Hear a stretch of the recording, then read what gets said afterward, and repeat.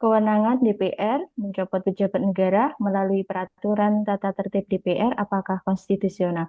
Sebelum acara dimulai, izinkanlah saya membacakan sebuah pantun istimewa. Bintang gemerlap menghiasi malam kelabu, cahaya bulan menuntun langkah pasti. Mantap. Webinar nasional jadi wadah bertukar ilmu, membangun negeri dengan semangat berseri. Oh, bagus. Yes. Salam bahagia kami tertuju kepada yang terhormat Ketua APHTN Jawa Timur, Dr. Himawan S. Subagio SHMH, yang kami hormati para pemantik webinar nasional hari ini, Bapak Dr. Haryono SHMCL, beliau adalah Wakil Ketua Mahkamah Konstitusi Republik Indonesia 2008, Bapak Dr. Aan Eko Widiarto SHM Hum, Dekan Fakultas Hukum Universitas Brawijaya. Yang kami sayangi para peserta webinar malam hari ini.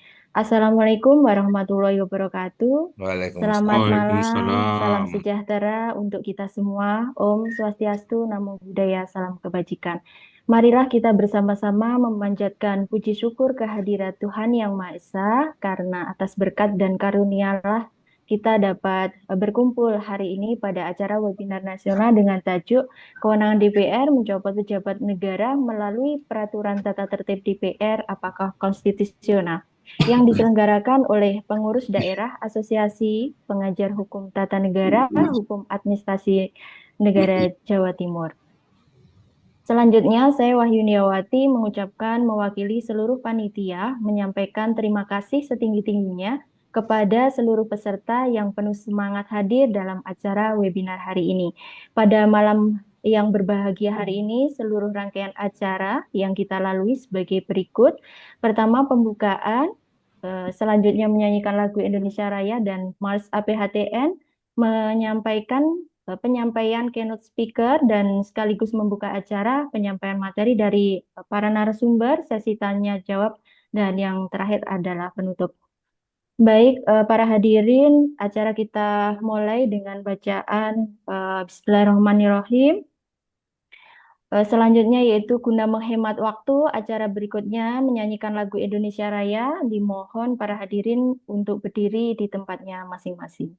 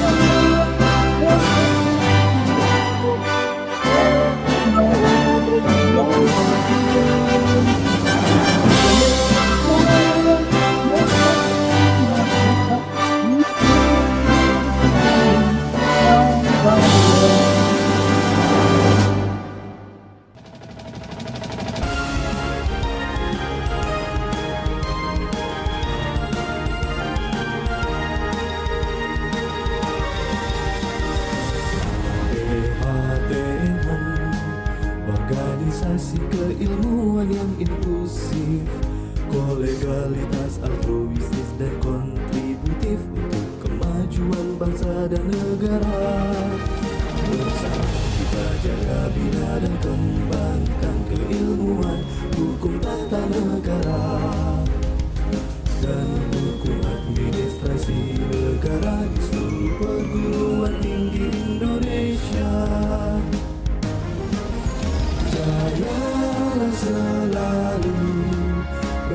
Bersatu padu kita melangkah maju. Bersama kita bisa wujudkan cita bangsa berlandaskan Pancasila. Jayalah organisasiku, perkuat persaudaraan sesama anggota, membangun ekosistem akademik bangsa, sepenuh hati mengabdi untuk Indonesia.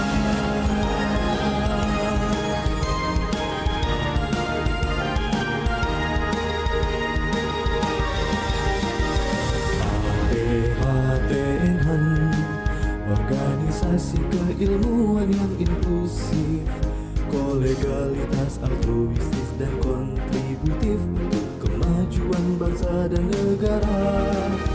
Bersama kita jaga, bina dan kembangkan keilmuan hukum tata negara dan hukum administrasi negara di seluruh perguruan tinggi Indonesia.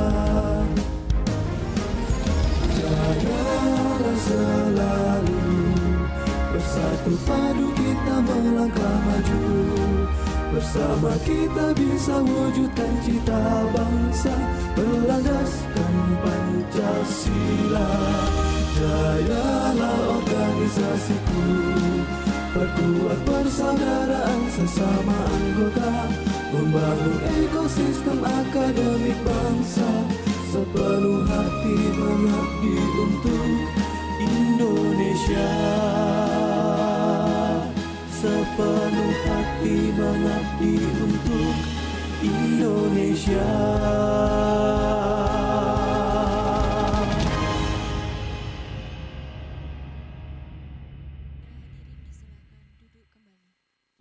Hadirin diserahkan untuk duduk kembali. Baik, menginjak acara selanjutnya yaitu penyampaian keynote Bapak Ketua APHTNhan Jawa Timur dan sekaligus membuka acara webinar pada malam hari ini. Kepada yang terhormat Bapak Dr. Himawan Estu Bagio SHMH, disilahkan. Terima kasih Mbak Wahyu, moderator. Assalamualaikum warahmatullahi wabarakatuh. Selamat malam, salam sejahtera untuk kita semuanya. Salam, Om Swastiastu, Namo Buddhaya, Salam Bajikan, Rahayu. Yang kita hormati bersama dan kita muliakan para pembicara, Pak Dr.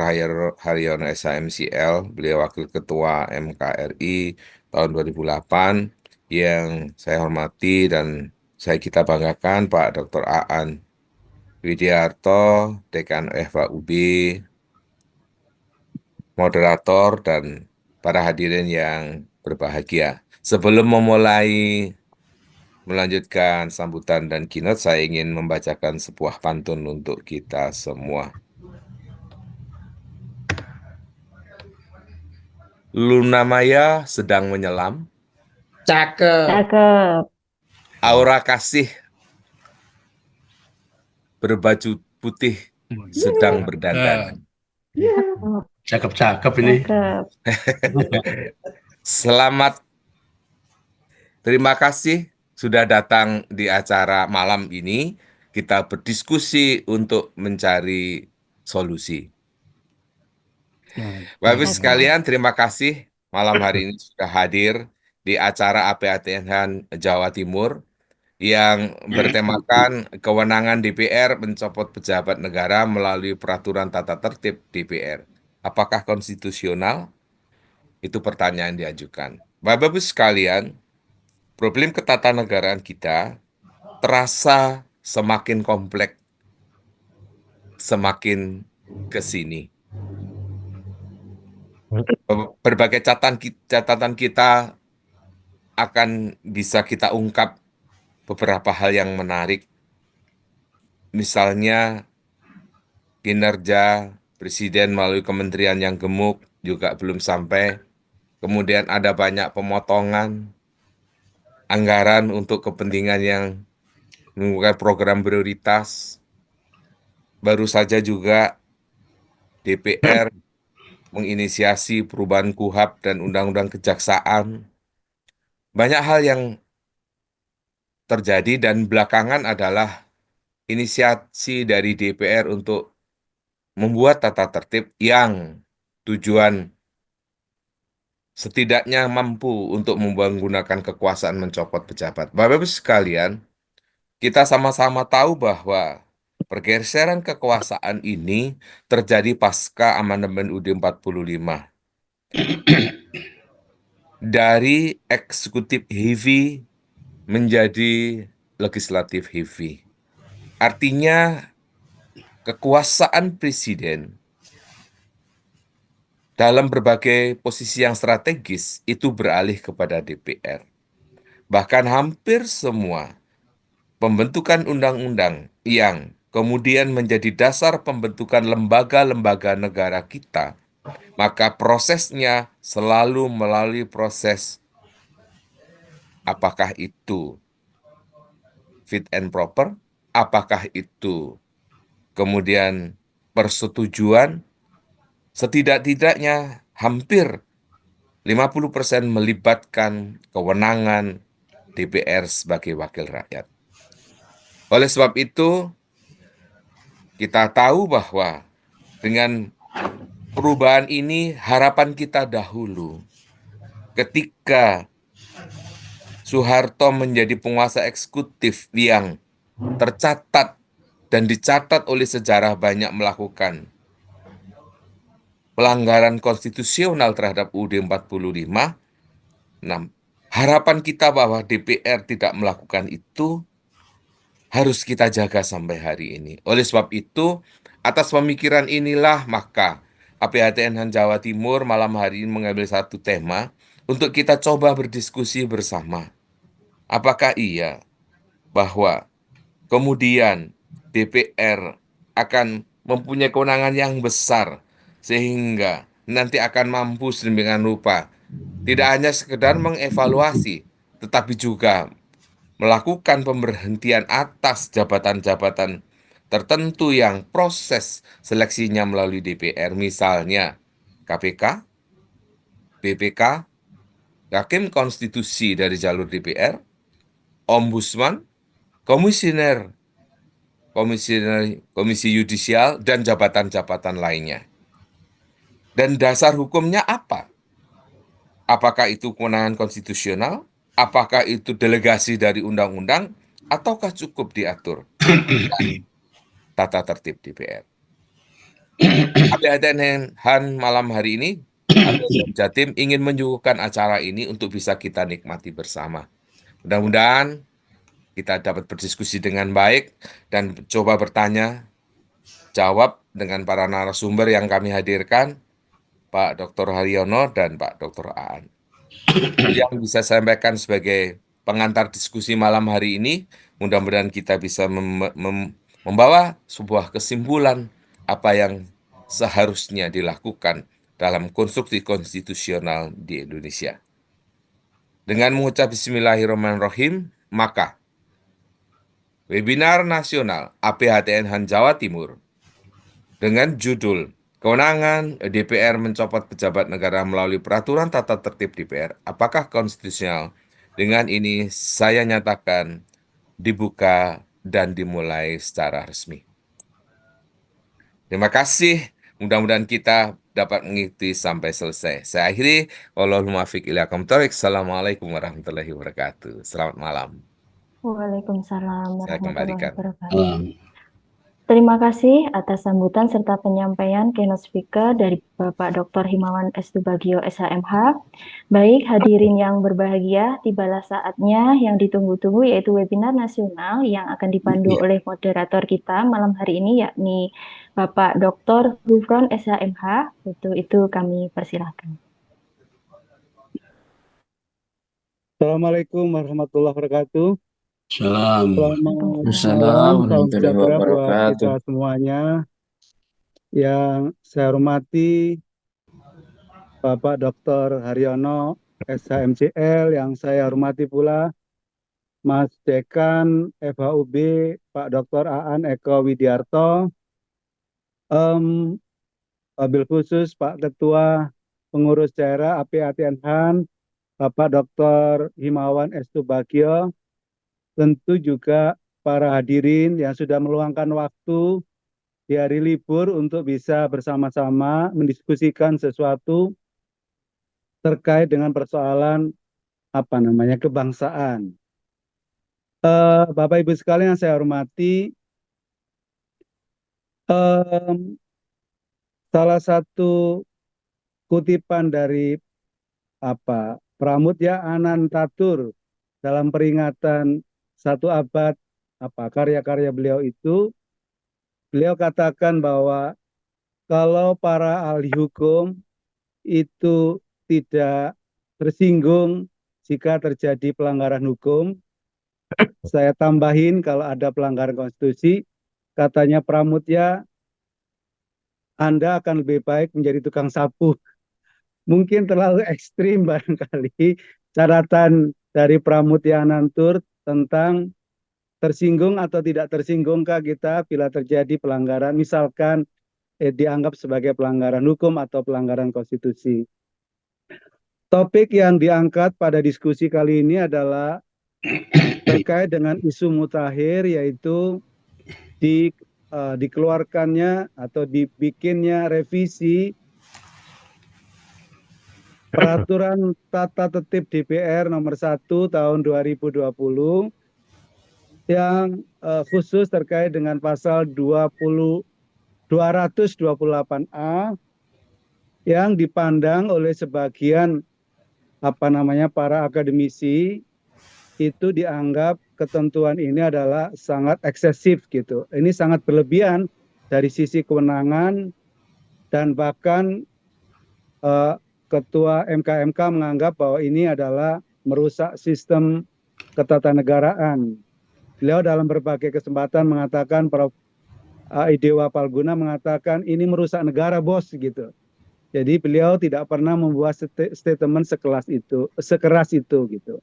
Di sisi lain ternyata juga ada para ahli yang juga mengatakan itu masih dalam batas-batas kewenangannya dan itu boleh saja, itu adalah sah saja gitu. Maka hal ini menjadi sebuah polemik, menjadi kontroversi untuk penting didiskusikan dalam perspektif akademik, dalam konteks barangkali asas dan teori-teori, tentu dalam menjaga negara hukum yang demokratis gitu. Oleh karena itu pada kesempatan malam hari ini, alhamdulillah hadir bersama-sama kita adalah yang pertama Pak Haryono MCL. Tentu bersyukur kita bisa ketemu beliau pada beberapa kesempatan, itu mengundang beliau untuk bisa hadir pada diskusi sesi sebelumnya.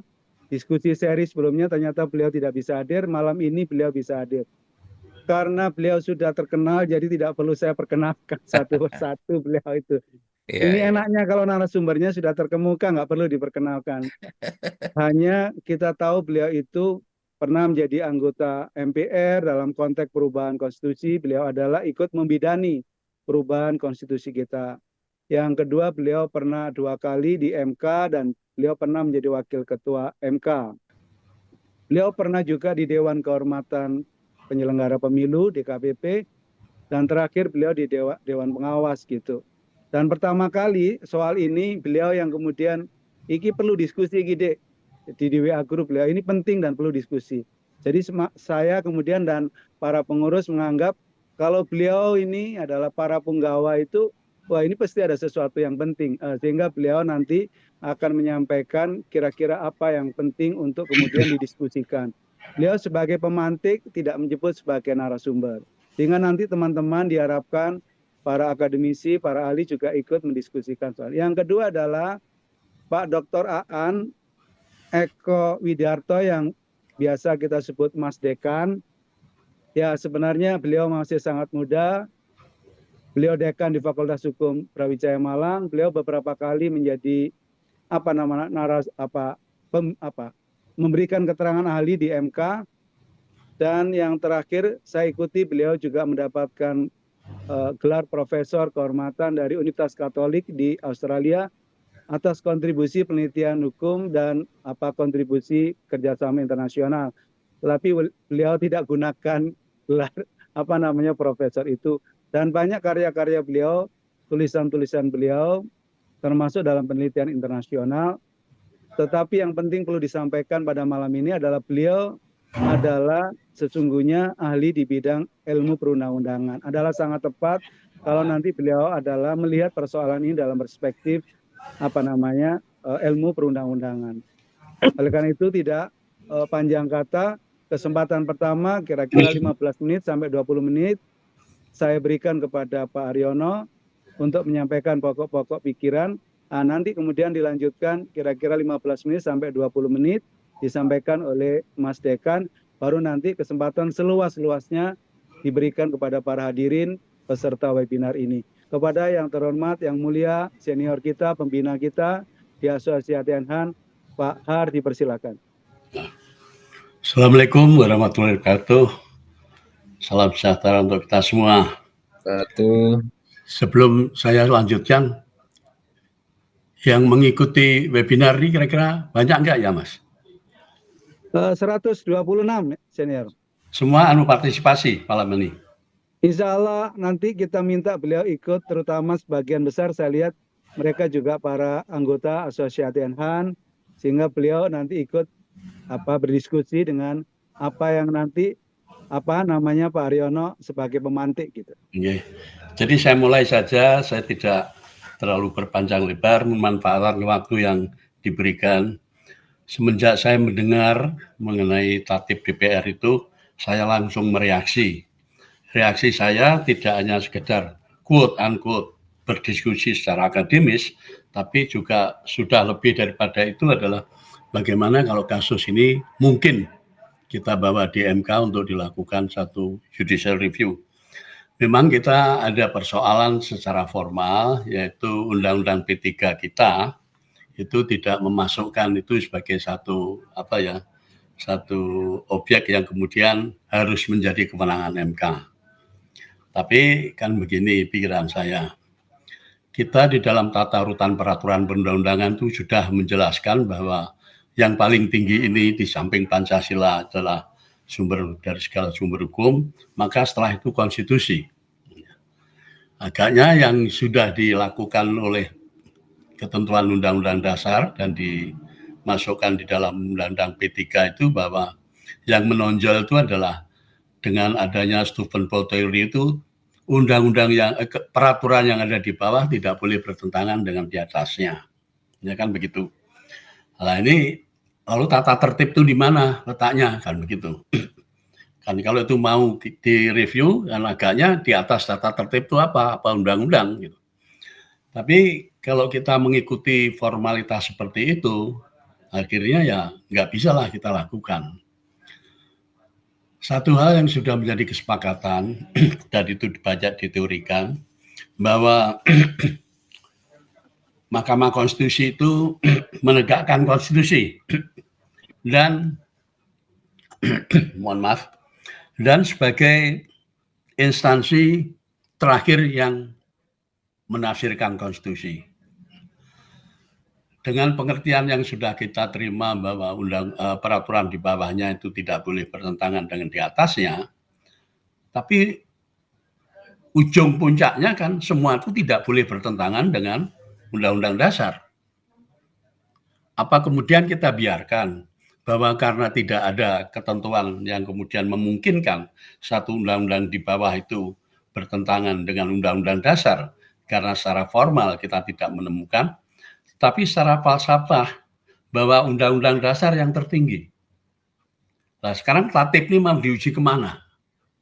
Nah persoalannya adalah kemudian tatip ini harus dikembalikan kepada persoalan itu bertentangan dengan Undang-Undang Dasar enggak? Jadi bertentangan dengan Undang-Undang Dasar itu tidak hanya pada tahap itu undang-undang, ya, tapi ketentuan di bawahnya bisa saja karena kekosongan di atasnya lalu tidak bisa kita uji. Kita masih bicara tentang legal standing nanti kalau kita berangkat ke Mahkamah Konstitusi. Jadi seluruhnya ketentuan bahwa itu harus tidak bertentangan dengan Undang-Undang Dasar itu tidak hanya bawahnya saja, undang-undangnya saja, tapi seluruhnya. Nah, seluruhnya itu instansi terakhir adalah Mahkamah Konstitusi karena dia adalah penafsir konstitusi. Nah, saya harapkan nanti hakim-hakim kita juga bisa menerima alasan seperti itu. Tentu saja apa yang saya sampaikan harus nanti juga dinarasikan secara lengkap ketentuan negara hukum itu bagaimana. Saya melihat bahwa ini kewenangan dari tata tertib ini memang sudah keluar dari batasnya karena kemudian dia menafsirkan kewenangan yang lain. Kewenangan yang lain itu secara intrinsik sebetulnya menjaga kebebasan dari kekuasaan kehakiman ini harus dijaga betul. Tidak saja karena itu yang bertentangan dengan langsung dengan perkara-perkara yang timbul, tapi juga dalam struktur P3 sebetulnya. Nah, dalam kesempatan ini kita juga hasilnya bisa menguji apa yang ada di P3 itu, peraturan pembuatan peraturan undang-undang itu. Bahwa P3 kita sebetulnya hanya menekankan pada yang bawah tidak boleh bertentangan dengan yang atas. Tapi kalau itu hanya secara formal dia ikuti seperti itu, mungkin nggak ada ketentuan undang-undang yang kemudian bisa mengatakan di bawah itu adalah bertentangan dengan ketentuan di atas. Artinya bisa bocor dari ketentuan-ketentuan yang ada di bawahnya. Jadi persoalan bertentangan dengan undang-undang dasar ini bukan hanya persoalan yang bisa dilihat kalau itu ada pada ketentuan undang-undang. Nanti kita bisa, saya malah tidak dalam posisi secara akademis, tapi saya menjaga bagaimana ketentuan undang-undang dasar itu bisa dilakukan secara komprehensif.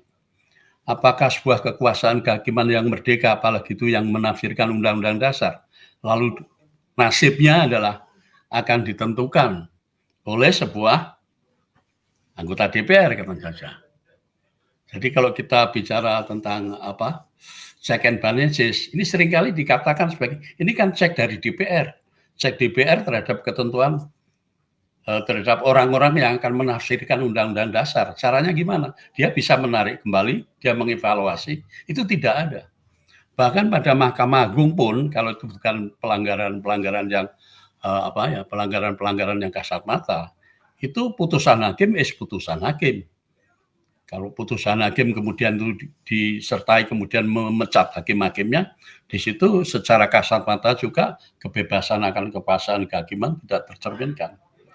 Itu yang pertama. Yang kedua, kita kalau sudah bicara tentang kewenangan MK nanti bisa didiskusikan lah. Tapi pada intinya saya berpandangan seperti itu. Kalau itu diizinkan akan rusak semua ini. BPK yang sudah dipilih karena BPK kalau BPK itu kepentingannya pasti ke eksekutif. Ya kan? Eksekutif itu siapa? Ya kita tahulah. Hanya memang dalam beberapa hal MK saya kira terlalu menyederhanakan bahwa dia hanya membagikan kekuasaan itu atas 3 kekuasaan, maka outputnya pada saat dia menyatakan KPK adalah kekuasaan eksekutif. Sehingga KPK itu di bawah presiden, kan begitu. Nah ini hal-hal yang kemudian bisa menimbulkan konsekuensi berikutnya. Oleh karena itu persoalan tatip itu kita tetapkan bahwa itu meskipun tatip, tapi materinya saya setuju itu materi internal saja. Materi ketentuan tata tertib yang mengatur tentang kewenangan DPR. Sedangkan kewenangan DPR itu meskipun di Undang-Undang Dasar tidak dijelaskan bahwa DPR tidak boleh melakukan evaluasi dan kekuasaan eksekutif, kekuasaan yudikatif, tapi esensi dari negara hukum itu adalah jaminan bagi tegaknya negara hukum. Ini bicara tentang kewenangan. Dan sebetulnya sekaligus nanti kalau kita memang setuju mempermasalahan itu tidak hanya kita tujukan kepada tatip, bahkan kita juga bisa mengevaluasi kembali Undang-Undang P3. Undang-Undang P3 yang hanya menyatakan bahwa peraturan di bawah tidak boleh bertentangan dengan peraturan di atasnya, itu seolah di atasnya itu adalah peraturan yang membawa itu. Apakah ketentuan yang ada di Undang-Undang DPR itu, yang di tatip DPR itu ada pada Undang-Undang tentang MD3, itu juga jadi persoalan sendiri. Oleh karena itu niat dari awal saya mengatakan bahwa ini pasti harus dilakukan sebuah judicial review. Hanya masalahnya pada saat kita mengatakan kenapa MK mesti mempunyai kewenangan untuk itu. Kan dalam beberapa hal MK juga sudah menyatakan bahwa apa yang dimiliki oleh satu lembaga itu tidak boleh diintervensi demi tegaknya negara hukum. Nah, kita sudah kembali pada persoalan itu. Ya nanti kalau ini baru MK, saya terus terang belum membaca secara lengkap karena saya tidak sempat untuk mencari itu, tapi tetap disebutkan pasalnya tadi, kita eksploitasi, kita tafsirkan dari pasal-pasal itu, lalu kemudian pasal itu akan menyebabkan apa? Akan menyebabkan apa? Sebetulnya ini sudah pernah terjadi, cuma kita tidak bereaksi. Pada saat satu hakim oleh ketentuan DPR ditarik itu, lalu digantikan dulu lagi. Apakah itu juga tidak menjadi turunan dari ancang-ancang untuk mengatakan bahwa pada akhirnya kekuasaan legislatif mampu untuk menentukan bagaimana keadilan itu ada. Kalau itu dikatakan politik, memang konstitusi itu adalah hukum yang mengatur politik. Hukum yang mengatur politik. Oleh karena itu, dalam memahami Undang-Undang Dasar, tidak bisa kita katakan, kita ukur dari ketentuan norma yang tertulis. Tapi jiwa Undang-Undang Dasar pun juga kita harus memasukkan di situ. Itu saya kira yang menjadi keprihatinan saya, kalau sampai itu banyak orang mengeluh, tapi kemudian tidak bisa kemana dia mengadu konstitusionalitas dari tatib itu. Nah, ini baru tatib yang di atas. Kalau tatib di DPRD nanti disusun menurut seperti itu. Apakah DPRD juga bisa memasalahkan hakim-hakim di pengadilan tinggi, pengadilan negeri? Nah, ini masalah-masalah yang menjadi turunan. Oleh karena itu, ini adalah kita bicara in merit-nya, dalam jiwanya, oleh karena itu ini perlu satu diskusi yang saling melengkapi. Tentu saja bahwa ini tidak menafikan bahwa kita sebagai Asosiasi Hukum Tata Negara itu harus satu. Ada teman yang berpendapat lain. Mungkin ini sudah cukup, tapi bagi saya sebagai orang yang menekuni dalam persoalan konstitusi, ini bertentangan banget dengan semangat dan jiwa konstitusi kita. Itu saya kira garis besarnya yang bisa saya sampaikan. Tentu saja ini tidak selesai hanya begini, tapi juga nanti kalau ada catatan-catatan dari diskusi itu memperkaya. Dan saya berharap bahwa kita dari Jawa Timur ini pertama kali yang memelopori untuk melakukan CR. Saya sudah juga melakukan koordinasi dengan Forum Konstitusi. Forum Konstitusi ini forum yang terdiri dari anggotanya PAS 1 dulu. Banyak kemudian yang memasalahkan. Kok bisa seperti itu? Kalau itu kita biarkan, nanti akan selalu diatur oleh undang-undang hal-hal yang kemudian itu tidak sesuai, tidak kompatibel dengan apa yang dimaksud oleh sistem negara kita dengan perubahan Undang-Undang Dasar. Saya kira itu dulu yang bisa saya sampaikan. Terima kasih atas perhatiannya. Terima kasih Pak Har. Saya kira tadi kata yang penting di ekor kalimat beliau adalah tidak selesai sampai di sini, harus dilanjutkan LJR. Saya kira itu yang penting menurut saya. Oke, berikutnya adalah waktu kami serahkan ke Pak Dr. Aan, terutama terkait bagaimana menafsirkan pasal 228A Tatib DPR itu, yang bunyinya adalah sesungguhnya ini bagian dari penguatan fungsi dan menjaga kehormatan DPR. Jadi yang kedua adalah hasil dari evaluasi berkala itu bersifat mengikat. Nah, nanti barangkali bisa dijelaskan dulu apa kira-kira maknanya apa gitu terkait dengan pasal 228A. Monggo silakan Mas Dekan.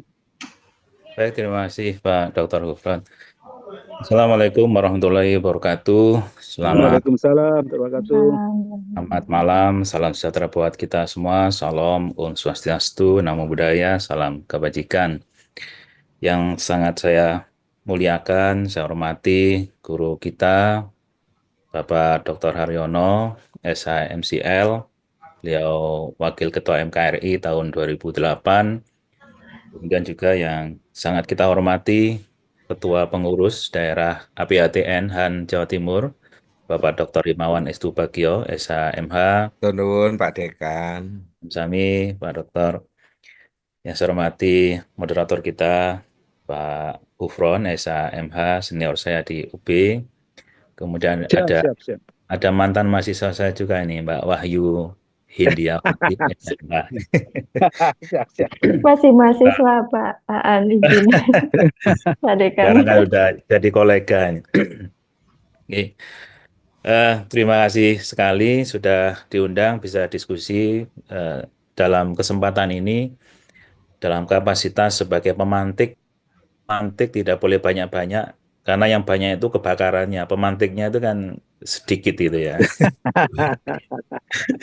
Ya, waduh. Tapi kalau ngomong kebakaran sekarang lagi sensitif itu di BPN. Ya, oke. Bapak Ibu sekalian, terima kasih ada kesempatan bagi kita untuk diskusi dan ini memang saya sangat sepakat dengan senior kita Pak Dr. Haryono. Ini adalah masalah yang sangat sensitif dalam ketatanegaraan yang memang berawal dari coba-coba yang dilakukan oleh DPR terhadap Pak Hakim Aswanto. Ya. Pada waktu itu dicopot dan tidak ada reaksi seolah-olah itu benar.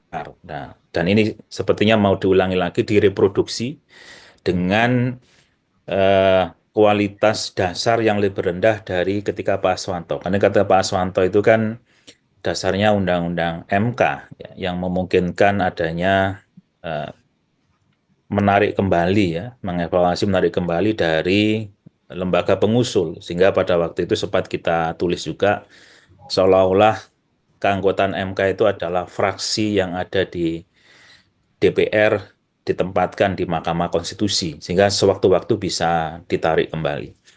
Nah, ini mau direproduksi lebih besar lagi terhadap semua pejabat negara yang dilakukan fit and proper test oleh DPR. Mohon izin saya bisa menampilkan sendiri karena lebih enak ini. Nah, biasanya kalau dosen itu kan harus mandiri gitu, Pak. Nah, Siap. kalau ketua APHTN itu harus dilayani. Kalau saya kan dosen ini harus mandiri. Ampun. Nggih. Ngapunten Pak Ketua. Nah, saya mohon maaf agak sarkasme di judul ya. Awalnya saya ingin seperti Pak Hufran waktu itu juga kita diskusi apa ini judulnya yang pas dan akhirnya muncullah kepada konstitusionalitas ya dari apa yang dilakukan oleh DPR. Tapi setelah saya renungkan kok terlalu tinggi ya konstitusionalitas. Konstitusionalitas itu kan pertentangan yang dilakukan oleh DPR dalam membentuk peraturan terhadap konstitusi. Nah, padahal tidak perlu konstitusi untuk bisa menguji peraturan tata tertib DPR ini. Cukup dengan undang-undang. Artinya kan berarti legalitas, bukan konstitusionalitas begitu. Kita sudah bisa melihat banyak masalah atau celahnya dari peraturan tata tertib DPR ini. Baik, kita mulai dari yang diamanatkan oleh Pak Dr. Hufron. Bagaimana membaca 228A. Pertama ini, disclaimer. Apakah ini sudah resmi seperti ini? Ya, ini saya ambil dari media. Ya, saya juga belum punya naskah yang keluar BN-nya, berita negaranya. Kemudian saya bandingkan dengan draft yang sudah disetujui di DPR. Nah, kebetulan saya punya filenya, barusan tadi pagi dikirim, tapi juga sama, tidak ada tanda tangan dan tidak ada berita negaranya. Kemudian saya coba untuk telusuri di Kemenkumham, informasi dari Kemenkumham baru Jumat kemarin di email ke Kemenkumham untuk dimintakan pengundangan melalui berita negara. Nah, namun sampai sekarang masih proses. Jadi secara legal formal, ini disclaimer saya adalah berangkat dari draft yang sudah disetujui di DPR dan di pemberitaan media dan saya lihat sama. Kalau Bapak Ibu punya naskah yang lain, monggo nanti. Nah, yang dalam kurung ini tambahan saya. Ini. Ya karena gatel sekali melihat ini, kemudian saya coret-coret. Ya. Nah, betul seperti yang Pak Dr. Gufron tadi sampaikan, ini memang berbasis kepada dua hal, yakni dalam rangka meningkatkan fungsi pengawasan dan menjaga kehormatan DPR.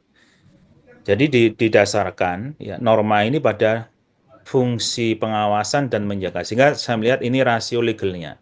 yaitu dalam rangka meningkatkan fungsi pengawasan dan menjaga kehormatan DPR. Jadi ada 2. Nah, berarti nanti perlu kita cek apakah betul norma selanjutnya ini dijalankan berbasiskan pada 2 hal ini, pada fungsi pengawasan dan fungsi menjaga kehormatan. Kalau fungsi pengawasan berarti ini fungsi sebagaimana ditentukan oleh Undang-Undang Dasar. Kalau fungsi menjaga kehormatan DPR ini kan fungsi untuk menghindari contempt of parliament, ya, atau fungsi gregeten lah kalau bahasa Jawanya gitu ya.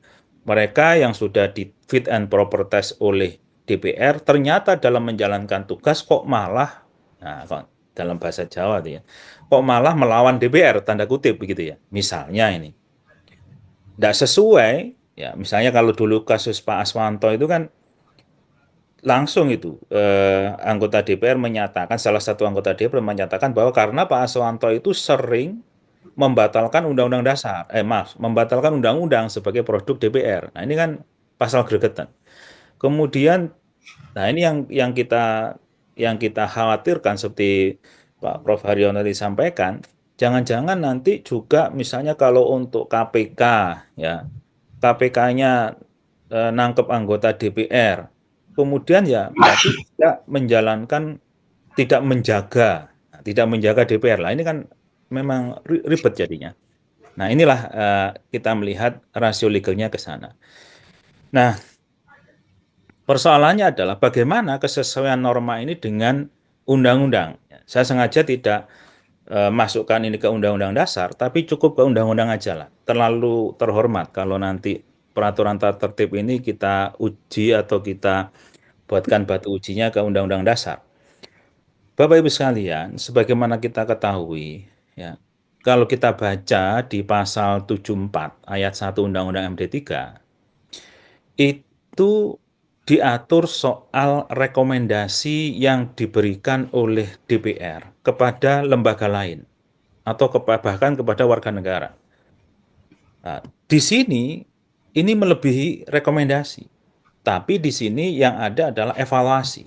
Nah, jadi dalam rangka meningkatkan fungsi pengawasan dan menjaga kehormatan DPR terhadap hasil pembahasan komisi, sebagaimana ini berarti yang terkait dengan fit and proper test, dapat melakukan evaluasi secara berkala terhadap calon yang telah ditetapkan dalam rapat paripurna. Nah, ini sekali lagi yang dalam kurung ini tulisan saya sendiri. Jadi yang dilakukan adalah evaluasi, bukan rekomendasi. Nah, ini satu. Yang kedua, menurut saya ini adalah error in persona. Karena apa? Yang dilakukan evaluasi ini adalah calon, padahal saat ini tidak ada lagi calon. Ada tindakan administratif yang dilakukan oleh Presiden pasca para pejabat itu lolos dari fit and proper test DPR. Yakni Presiden sebagai pejabat tata usaha negara melakukan tindakan pemerintahan berupa mengeluarkan keputusan yang sifatnya adalah deklaratif, ya. Hanya mengukuhkan saja apa yang sudah diputus oleh DPR di paripurna hasil fit and proper test. Sehingga kalau itu yang mau dilakukan evaluasi, ya ini error in persona. Mereka sudah diangkat oleh Presiden, ya, dikukuhkan oleh Presiden, kemudian juga sudah dilantik oleh Presiden. Sehingga sejak itulah bukan lagi sebagai calon sebenarnya, tapi sudah menjadi pejabat negara. Ini problemnya di ayat 1. Kemudian problem di ayat 2. Hasil evaluasi sebagaimana dimaksud pada ayat 1 bersifat mengikat dan disampaikan oleh komisi yang melakukan evaluasi kepada pimpinan DPR untuk ditindaklanjuti. Inilah yang kemudian terjadi pada Pak Aswanto pada waktu itu. Karena antara dan Presiden setali di uang, apa yang diberikan pada waktu itu rekomendasi berarti oleh DPR kepada Presiden untuk diberhentikan dan diganti, maka yang terjadi adalah Presiden melakukan apa yang disurati oleh DPR. Nah, kalau ini apalagi ada kata bersifat mengikat, jadi hasil evaluasi ini bersifat mengikat, maka kita bisa melihat selevel peraturan non hierarki. Ya, tadi Pak Prof. Haryono menyampaikan ini di mana posisinya sebenarnya. Kalau kita lihat pasal 7 ayat 1 Undang-Undang P3, nggak ketemu yang namanya peraturan DPR. Apalagi peraturan tata tertib gitu ya. Jadi kalau, wah ini coba agak menyimpang sedikit. Tadi singgung soal Pak Ketua MKMK yang menyatakan bahwa mahasiswa semester 3 aja sudah bisa menjawab ini benar atau salah. Tapi kalau bicara soal tatib, anak SMP pun sebenarnya tahu tatib sekolahnya tidak berlaku untuk sekolah yang lain, kan begitu. Kalau soal tatib. Nah, jadi dalam konteks ini sebenarnya tidak masuk di logika teori hierarki perundang-undangan, apalagi materi muatan peraturan tatib hanya mempunyai daya ikat internal DPR. Tidak bisa kemudian mengikat ini ditujukan kepada institusi yang direkomendasi atau yang diberikan hasil evaluasi sekalipun oleh pimpinan DPR untuk ditindaklanjuti, ya. Dalam rangka apa ya? Mekanisme yang berlaku ini kan mekanisme untuk memberhentikan kalau itu bentuk evaluasinya adalah evaluasi untuk pemberhentian. Padahal nanti juga akan bertabrakan dengan undang-undang sektoral. Misalnya, pejabat yang dievaluasi ini adalah hakim Mahkamah Konstitusi. Ada undang-undang lex spesialis yang mengatur soal hakim Mahkamah Konstitusi, yaitu Undang-Undang Mahkamah Konstitusi. Nah, dalam konteks ini maka di dalam Undang-Undang MK itu juga ada mekanisme pemberhentian seorang hakim konstitusi. Sehingga nanti akan terjadi perbenturan ya, antara mekanisme yang ada di dalam tatib ini dengan mekanisme yang ada di dalam undang-undang sektoral. Demikian pula dengan Hakim Agung, demikian pula dengan Komisioner KPK, demikian pula dengan Kapolri yang situ di Undang-Undang Polisi, Undang-Undang Kejaksaan untuk jaksa, dan seterusnya. Jadi ini akan menjadi problem menurut saya di pasal 228 ini. Nah, bagaimana sih kita memahami ini ya biar kelihatan agak akademis sedikit ya Pak Gufron ya, biar nggak kelihatan Iya, malah siap. gitu ya, Pak. Siap. Bagaimana kita memahami eksistensi DPR ini sebenarnya? Sebagaimana kita ketahui sebelum amandemen tadi disampaikan oleh Prof. Himawan bahwa dulu itu kita mengenal adanya lembaga tertinggi negara yang sifatnya adalah superiori, dia menjadi ordinat, kemudian ada lembaga tinggi negara yang subordinat terhadap lembaga tertinggi negara. Nah, jadi sifatnya adalah ini bisa berbuat apa saja begitu di MPR, sehingga MPR bisa mengeluarkan TAP dan seterusnya sebagai lembaga tertinggi bahkan sampai memberhentikan presiden. Nah, DPR di mana? Posisi DPR ini sebenarnya sejajar ya, check and balance dengan MA, DPA, Presiden, DPR dan BPK. Dan pada waktu itu memang tidak ada fit and proper test oleh DPR. Itulah yang kemudian oleh Prof. Himawan tadi sampaikan bahwa kalau dulu itu eksekutif heavy ya. Semua yang menentukan pejabat negara ini adalah presiden. Pasca reformasi, rakyat ingin mengambil peran itu. Mengambil peran untuk rakyat bisa dilibatkan dalam mengambil keputusan penentuan seorang pejabat negara.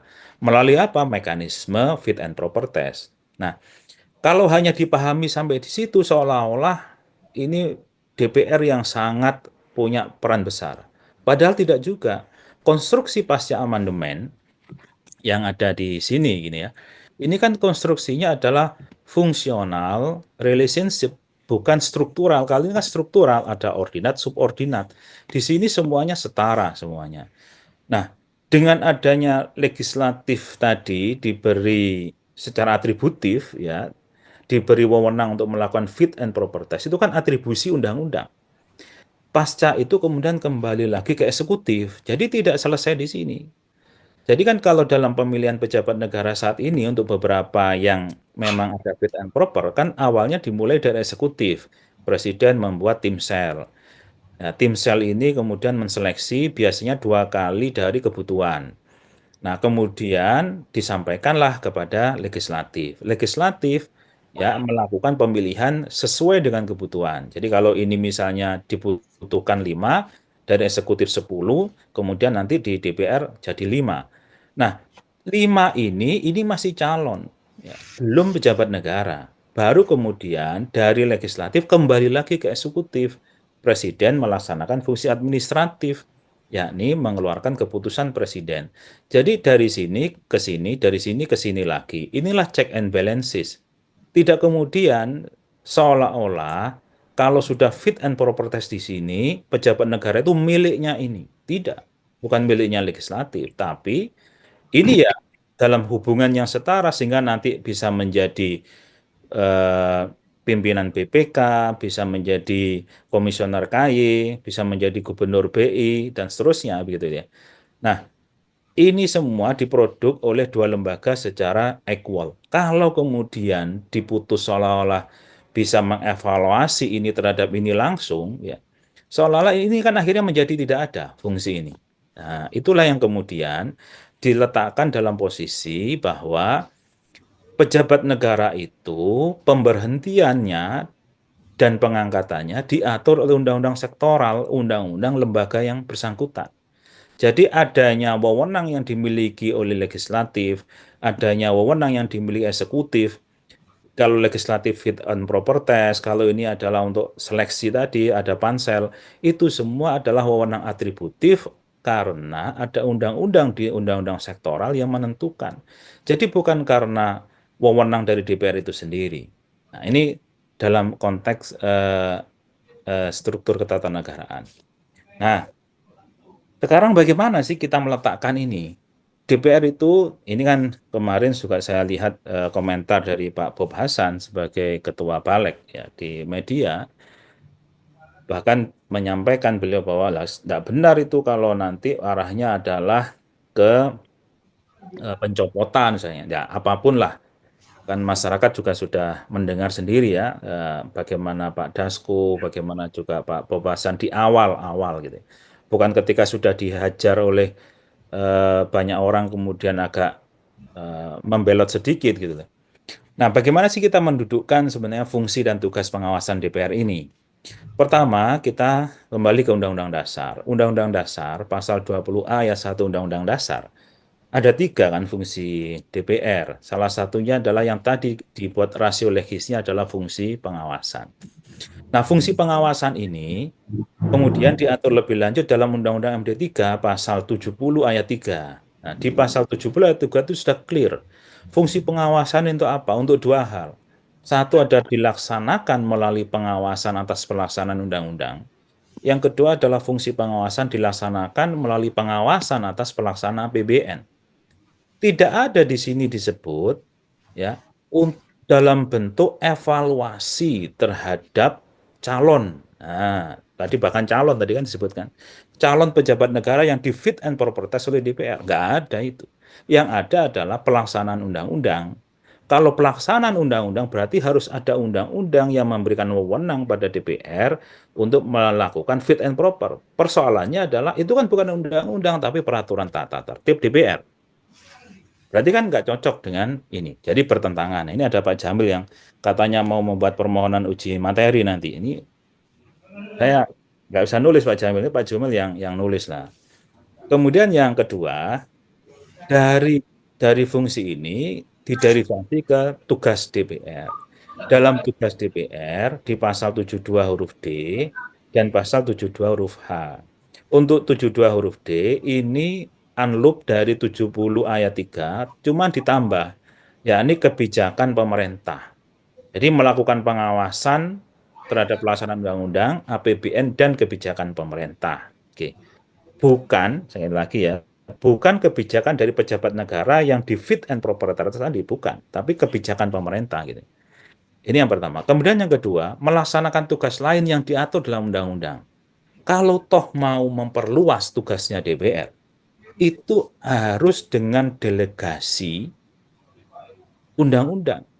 Harus diatur dalam undang-undang. Delegasinya begitu. Bukan didelegasikan dalam bentuk peraturan tata tertib DPR. Kecuali kalau ini disebut melaksanakan tugas lain yang diatur dalam peraturan perundang-undangan. Baru oke, bisa masuk.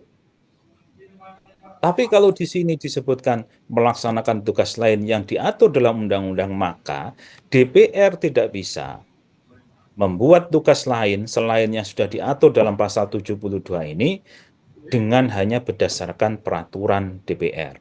Ya, apapun nama peraturannya, apalagi namanya peraturan tata tertib. Kalau peraturan tata tertib DPR jelas-jelas itu hanyalah mengikat kepada anggota dan kelembagaan DPR. Nah, kemudian bagaimana tata caranya? Sebenarnya MD3 sudah sangat mengatur dengan rigid. Ya, tata caranya dalam melaksanakan wewenang dan tugasnya itu, maka DPR berhak memberikan rekomendasi. Ini tadi yang saya sampaikan di awal. Bukan evaluasi, tapi rekomendasi. Sehingga itu menjadi suatu pertentangan yang sangat nyata, saya kira, antara peraturan tata tertib ini dengan Undang-Undang MD3 gitu. Ini kan sudah kelihatan pertentangannya. Yang satu mengatur rekomendasi sebagai peraturan lex superiorinya, sementara lex inferiorinya, yaitu peraturan DPR, menyatakan rekomendasi. Evaluasi dan rekomendasi hakikatnya sangat berbeda. Kalau evaluasi itu mengikat, kalau rekomendasi itu bisa ditaati, bisa tidak ditaati. Undang-undang pun memberikan dalam bentuk rekomendasi gitu. Nah, kepada siapa? Kalau pejabat negaranya masuk, ya sebagai pejabat negara, oke, pejabat pemerintah, badan hukum, dan seterusnya. Nah, cuman yang tidak masuk lagi adalah melalui mekanisme, nah ini mekanismenya, rapat kerja, rapat dengar pendapat, rapat dengan pendapat umum, rapat panitia khusus, rapat panitia kerja, rapat tim pengawas, atau rapat tim lain. Tidak ada mekanismenya adalah melalui evaluasi yang disampaikan kepada paripurna DPR yang bersifat mengikat kepada instansi lain atau institusi lain untuk melaksanakannya. Ini kan maka bertentangan. Jadi bentuk produknya bertentangan, kemudian mekanismenya juga bertentangan. Dengan apa? Pasal 74 ayat 1 Undang-Undang MD3. Oke. Nah, seharusnya bagaimana sih posisi DPR itu?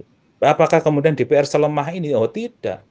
DPR itu punya senjata yang sangat kuat, diatur dalam pasal 73 ayat 3 gitu loh. Kalau rekomendasi ini tidak dihiraukan, maka mekanismenya adalah DPR dapat menggunakan hak interpelasi, hak angket, atau hak menyatakan pendapat, atau anggota DPR dapat menggunakan hak mengajukan pertanyaan. Jadi baik sebagai kelembagaan, ya ini kelembagaan, punya 3 hak, dan anggota pun secara perseorangan punya hak juga. Kalau ini semua tidak ditaati karena melanggar ini tadi, pelaksanaan undang-undang atau melanggar pelaksanaan APBN. Nah, itulah sebenarnya konstruksinya. Jadi tidak dalam konstruksi DPR mencopot, ya. DPR kemudian bisa memberhentikan, bisa menarik seperti seolah-olah para pejabat itu adalah anggota fraksi dari DPR. Ini yang menurut saya lihat sebagai sesat pikir dalam peraturan tata tertib DPR. Nah, apa yang harus dilakukan? Menurut saya adalah HUM. Nah, ini setelah kalau di MA itu kan hak uji material ya, kalau di atau biasa kita sebutkan GR ya. Nah, bagaimana GR-nya? Kita dasarkan satu pada pasal 24A Undang-Undang Dasar. Undang-Undang Dasar ini ayat 1, Mahkamah Agung berwenang menguji peraturan perundang-undangan di bawah undang-undang terhadap undang-undang. Karena peraturan tata tertib DPR itu adalah ada di pasal 8 ayat 1 Undang-Undang P3, ya, di sini kan, jenis peraturan perundang-undangan selain sebagaimana ini, mohon maaf tulisannya jelek karena buatnya juga nyusu-nyusu sehingga hanya dipenyet gitu ya, mohon maaf. Nah, tapi saya kira Bapak Ibu APHTN sudah hafal lah bunyi pasal 8 ayat 1 Undang-Undang P3. Nah, ini saya wewenang dari Mahkamah Agung untuk menguji itu. Nah, di mana letak wewenang itu? Di Undang-Undang Dasar pasal 24A Undang-Undang Dasar dan di Undang-Undang P3 di Undang-Undang 12 2011 ya. Di sini disebutkan dalam hal suatu peraturan, ini pasal 9, maaf saya lupa mencantumkan pasalnya. Dalam hal suatu peraturan undang-undangan di bawah undang-undang diduga bertentangan dengan undang-undang, pengujiannya dilakukan oleh Mahkamah Agung. Nah, ini 2 ketentuan Undang-Undang Dasar maupun di Undang-Undang P3. Sebenarnya ada satu lagi, saya nggak sempat ngambil tadi, ketentuan di Peraturan Mahkamah Agung nomor 1 2011 ingat saya. Nah, hanya saja desain diperluas oleh Mahkamah Agung. Bukan hanya peraturan menguji peraturan undang-undangan di bawah undang-undang terhadapnya ini tidak hanya kepada undang-undang, tapi terhadap peraturan perundang-undangan. Sehingga kalau di hukum itu sebenarnya ya terhadap undang-undang dasar pun bisa gitu. Tapi walaupun prakteknya juga tidak pernah ya diuji dengan undang-undang dasar. Tapi menurut saya yang paling karena superiornya adalah undang-undang dasar dan undang-undang P3 daripada kita menggunakan perma peraturan Mahkamah Agung, maka sebaiknya menurut saya ya kita hadapkan aja ini peraturan tata tertib DPR ini terhadap undang-undang yang ada di atasnya yaitu undang-undang MD3. Nah, dan nanti juga bisa kita gunakan undang-undang P3 sebagai batu uji, khususnya adalah soal prinsip-prinsip pembentukan peraturan perundang-undangan yang baik atau asas-asas pembentukan peraturan yang baik, soal partisipasi masyarakat, meaningful participation. Ini kan kebut semalam ini, cepet-cepetan. Apakah ada public hearing, apakah ada dan sebagainya? Saya yakin nggak ada waktu cepet-cepetan gitu. Sehingga dari sisi kita bisa uji dari sisi formil pembentukannya, menggunakan asas pembentukan yang baik, dan dari sisi material yang bertentangan dengan Undang-Undang MD3 tadi soal produknya yang seharusnya rekomendasi menjadi evaluasi, yang kemudian dia mengikat keluar dan sebagainya. Itu saya kira yang bisa menjadi pemantik diskusi. Terima kasih. Assalamualaikum warahmatullahi wabarakatuh. Waalaikumsalam Mas Dokter, terima kasih. Kalau ini kalau menurut saya lebih konkret soal apa langkah hukumnya, ya uji material, dasar-dasarnya udah disampaikan oleh Mas Dekan, misalkan batu ujinya bisa Undang-Undang MD3, tadi beberapa pasal sudah disampaikan, termasuk Undang-Undang P3, pembentukan peraturan perundangan. Jadi ini tinggal berangkat kalau menurut saya. Tinggal berangkat. Dan tadi penting disampaikan oleh Pak Haryono, tidak saja ini bisa diajukan uji material ke MA, tapi bisa saja nanti bagaimana ini bisa dicarikan, istilahnya itu reasoning, bagaimana diuji melalui MK gitu. Tapi menurut saya kesempatan ini menurut saya akan lebih penting kalau ada diskusi dari teman-teman peserta webinar. Izin nanti teman-teman dari peserta ini untuk menyebut nama, asal kampusnya barangkali atau asal daerahnya, dan sekarang kira-kira apa posisi atau statusnya, misalkan dosen kah atau advokat kah atau dinas dari mana saja bisa disampaikan. Silakan kesempatan ini kita berikan seluas-luasnya kepada teman-teman peserta untuk memberikan pendapat pada kesempatan webinar kali ini. Silakan teman-teman, boleh. Oh, ini yang pertama ada Benyamin Tungga, lebih awal itu senior yang resign. Nanti baru Pak Dr. Jayus, izin senior. Pak Benyamin, bisa dengar suara saya dengan baik? Clear Pak Sekretaris suaranya. Oke. Jadi singkat, padat, jelas. Tidak harus ini saya tujukan kepada Pak Haryono atau enggak. Menurut saya ini kita dalam rangka untuk mendiskusikan, beliau sebagai pemantik kita untuk mendiskusikan topik-topik yang menurut saya tidak saja sensitif, tapi seksi menurut saya. Silakan Mas Benyamin. Baik, terima kasih Pak Sekretaris HPHTN Jatim, yang saya hormati Pak Haryono, Pak Aan, dan juga Ketua HPHTN Jatim. Jadi kalau saya pemikirannya adalah, menurut saya ini adalah DPR ini mau coba-coba. Kenapa saya mengatakan demikian? Dikenalkan dulu. Masa DPR ini tidak tahu sih bagaimana pemisahan kekuasaan tentang check and balance ya? Apa mereka juga tidak tahu bahwa Bapak itu tatip siapa? itu apa? Halo? Pak Benny izin dulu dikenalkan. Bapak dari kenalan mana, dulu gitu. Pak, Kenalan dulu biar peserta yang lain. Saya minta maaf, saya Mbak berdiri. Denok nggak tahu itu loh, Mbak Denok ketawa-ketawa itu. Benyamin, mohon izin, Ada anak suaranya cantik. putus-putus Bapak, mohon izin. Ada anak cantik ketawa-ketawa itu loh, ayo. Sorry, baik, terima kasih Pak Ketua. Nama saya Beni, saya juga pengurus HPHTN Jatim, saya dari, ya ini agak aneh karena saya di APATN Jatim, tapi dosen saya di Universitas Ngurah Rai Denpasar. Mungkin itu cukup karena kalau saya pikir teman-teman HTM Jatim sudah familiar lah ya. Mungkin kalau yang lain nggak kenal mungkin. Tapi kalau yang di Jatim pasti cukup kenal. Kalau Lanjut, Pak Pak Haryono Eni, lanjut. itu mantan guru saya. Halo? Lanjut. Halo, kedengaran Pak ya? Jelas, clear. Waduh, internetnya nggak bagus. Jelas Pak, jelas Halo Pak Pak. Sek, kedengaran?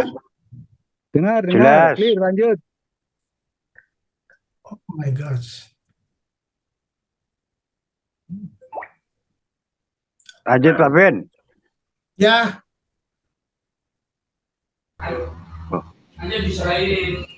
Halo Pak Sek, kedengaran Ya, Pak? lanjut Pak Ben, lanjut. Baik, terima kasih. Jadi menurut saya ini DPR ini kayaknya cuma mau mencoba-coba saja lah ya.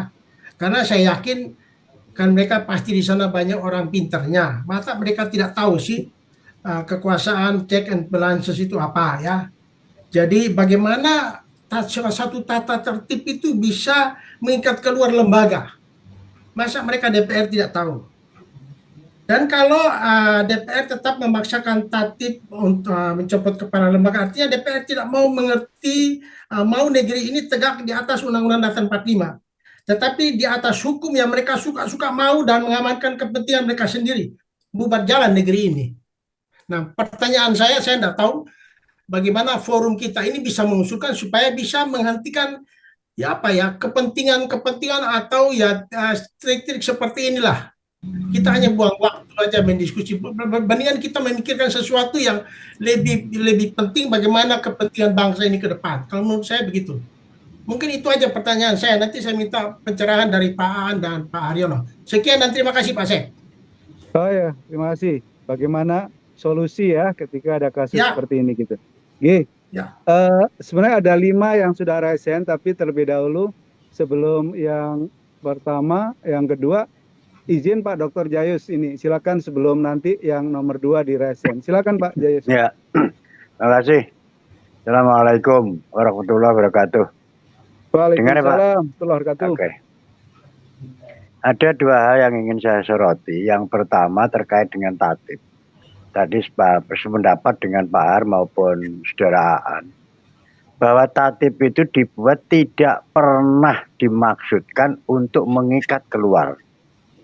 Tetapi dimaksudkan adalah mengikat ke dalam sebagaimana tatib itu dibuat sendiri. Nilai tatib itu dibuat oleh yang bersangkutan dalam hal ini DPR atau anggota DPR untuk mengatur dirinya sendiri agar dalam rangka menjalankan tugas dan wewenangnya itu sesuai dengan koridor yang berlaku. Itu yang pertama. Nah, oleh karena itu dengan pengertian seperti itu tidak seharusnya yang namanya tatib itu kemudian ada satu keinginan untuk bisa diberlakukan keluar. Mengikat institusi lain, mengikat lembaga lain. Kalau ini dipaksakan, maka tadi juga sampaikan oleh Pak Har maupun Saudara Aan, amburadul gitu. Ketatanegaraan ini mau dibawa kemana? Itu persoalan lagi. Oleh karena itu, sekali lagi saya sampaikan untuk menguatkan pikiran-pikiran yang sudah tadi muncul, bahwa tatib itu saya sangat sependapat tidak pernah diberlakukan untuk mengikat keluar. Apalagi kemudian muncul istilah evaluasi. Rekomendasi beda dengan evaluasi bagaimana tadi disampaikan oleh Saudara Aan. Rekomendasi itu bisa saja kemudian tidak diiyakan, tidak diikuti. Toh itu yang bertanggung jawab penuh kalau seandainya diikuti kan penerima rekomendasi, tidak lagi pemberi rekomendasi. Nah oleh karena itu apalagi itu menyangkut persoalan evaluasi. Anehnya lagi yang perlu saya sampaikan, di situ tidak disebut pejabat tertentu, ya, tetapi calon. Loh ini kan aturan yang seharusnya itu muncul di saat hendak mencalonkan. Kemudian tidak mengikat pada calon yang sudah jadi yang sudah diangkat atau yang sudah ditetapkan oleh keputusan presiden. Yang pertama. Yang kedua, saya tadi juga agak sedikit gamang gitu ya. Ini harus dibawa kemana? Kalau kita melakukan uji materi, maka kemudian pencerahan yang pematik yang disampaikan oleh saudara Aan maupun Pak Har, saya pikir dua-duanya juga bisa dilakukan, tetapi akan lebih efektif kalau ini dilakukan uji materi di R-nya itu kepada Mahkamah Agung. Oleh karena itu dengan harapan bahwa Mahkamah Agung tahu betul bahwa aturan ini ada di lingkup kewenangannya untuk melakukan uji materi. Dan saya yakin kalau yang digunakan adalah Undang-Undang MD 3 maupun P3, saya yakin bahwa Mahkamah Agung akan memutuskan bahwa tatib yang menyatakan pasal 228A seperti itu ayat 1 maupun ayat 2, saya yakin dan percaya itu pun juga tidak akan berlaku. Saya pikir itu aja dua hal yang perlu saya sampaikan. Terima kasih, Saudara Ubron. Oke, terima kasih Pak Dr. Jayus. Sebentar saya izin lihat yang raise hand tadi. Ada Bu Deno Oktawila. Silakan nanti kita batasi sampai Pak Imam Dwi, baru kita nanti kembali ke Pak Aan dan ke Pak Haryono. Silakan Bu Deno. Assalamualaikum warahmatullahi wabarakatuh. Perkenalkan, nama saya Waalaikumsalam. Dina Priscilla dari Magister Hukum Universitas Narotama Surabaya. Kebetulan juga saya muridnya Prof. Himawan. Oh, silakan. Yang ingin saya tanyakan ini apa bahaya perubahan tatib DPR RI terhadap presidensial threshold yang telah diputuskan oleh MK? Pastinya dengan tatib berubah ini itu akan berpengaruh juga dengan hasil keputusan MK tentang presidensial threshold yang telah diputuskan. Terima kasih. Wassalamualaikum warahmatullahi wabarakatuh. Ya, Mbak Deno tadi mempertanyakan apa kaitan antara revisi revisi tatib pasal 228A dengan putusan terkait dihapusnya presidensial threshold. Ini agak jauh tapi nanti barangkali bisa dijelaskan. Mungkin bahayanya ini terkait dengan persoalan lebih ke soal sistem ketatanegaraan, mekanisme pengawasan dan seterusnya. Tapi pertanyaannya ada kaitannya dengan dihapusnya presidensial threshold, apakah ada hubungannya gitu? Oke, lanjut berikutnya Pak Sutikno Wijaya, silakan. Baik, terima kasih Pak. Selamat malam. Perkenalkan, nama saya Sutikno Wijaya. Saya dari Kota Manado. Saya mahasiswa pasca sarjana di Universitas Semarang. Terima kasih sebelumnya untuk materinya yang tadi Prof. Aan dan juga Bapak Dr. Haryono sudah sampaikan. Materinya sangat bagus dan saya juga sangat setuju bahwa seharusnya tatib itu tidak bisa untuk yang namanya memberikan seolah-olah sewenang-wenang terhadap untuk mengangkat dan mencabut yang namanya pejabat negara.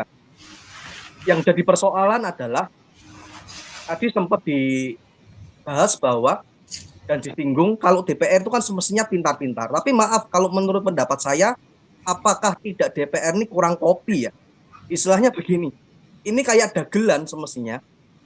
Indonesia kalau seandainya hal ini sampai ditetapkan dan diberlakukan bahwa tatib ini bisa memiliki sebuah peraturan di mana tadi sudah materinya dan saya sangat setuju, itu sangat bertentangan dengan perundang-undangan. Nah, lalu bagaimana sekarang tindak lanjutnya setiap kita, terutama buat Bapak Ibu yang semua merupakan pakar HTN, karena menurut saya begini, Bapak, bahwa DPR itu banyak yang maaf kata, mereka itu semua para dewannya kurang mengerti tentang HTN atau kurang mengerti tentang ketatanegaraan, walaupun padahal gini, DPR itu kan tugasnya membuat perundang-undangan.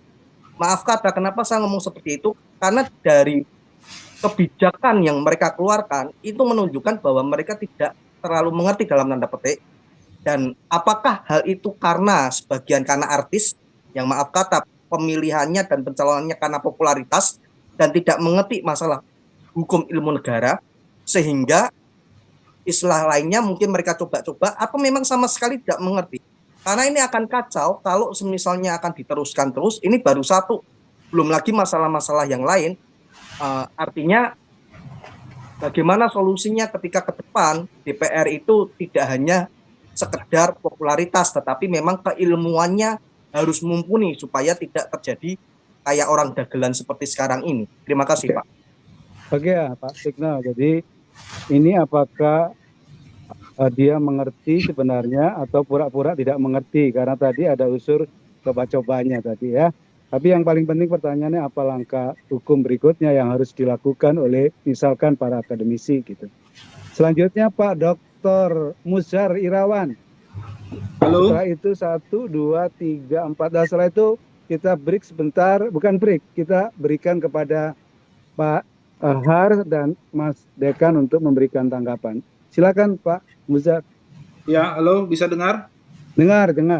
Ya, izin sebelumnya saya mohon maaf, ini kamera di tempat saya lagi ada bermasalah, bukan karena saya malu, ini karena memang kesalahan teknik sedikit di laptop saya. Ya, sebelumnya perkenalkan saya Muzar Irawan dari Universitas Harimau Utara Medan, Sumatera Utara. Jadi saya ingin mempertegas aja apa yang disampaikan dari teman saya tadi, Bapak Benyamin Tungga. Jadi saya hanya ingin mengkompilasi atau merangkum semua permasalahan yang bertema tentang kewenangan DPR mencopot pejabat negara melalui peraturan tata tertib DPR. Nah, yang mau saya pertanyakan, apakah kewenangan DPR ini sudah berbasis kepada nilai keadilan berdasarkan Pancasila? Karena kalau merujuk pada teori konstitusionalisme, DPR bisa dikatakan melanggar kewenangan, sehingga dapat dikatakan berakibat potensi penyalahgunaan wewenang. Kemudian, saya ingin mengutip dari pernyataan Pak Benyamin Tungga tadi, sejauh mana organisasi kita ini dapat memberikan rekomendasi ataupun masukan kepada para stakeholder untuk menyatakan bahwa apa yang Anda lakukan ataupun Anda yang usulkan itu bisa dikatakan itu tidak sesuai dengan konstitusi. Terima kasih. Wassalamualaikum warahmatullahi wabarakatuh. Oke. Jadi ini bagaimana kalau dikaitkan dengan teori konstitusionalisme ya? Berikutnya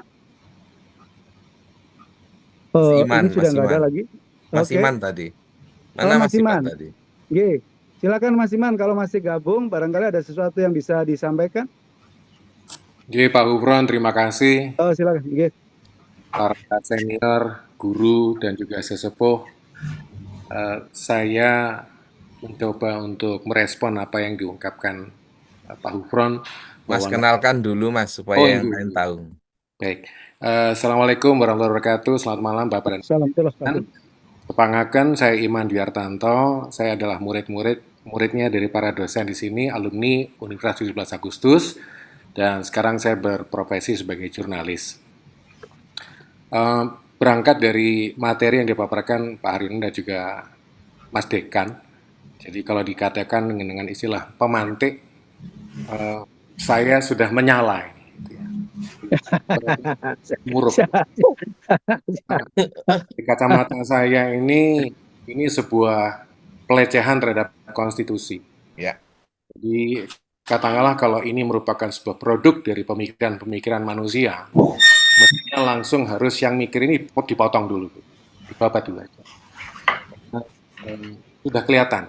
Non sewu kalau saya menggunakan istilah kata rada kasar, tapi kalau Mas Dekan menggunakan gregeten, saya justru bertanya, ini isinya otak atau tahu, gitu aja, selesai. Gitu aja.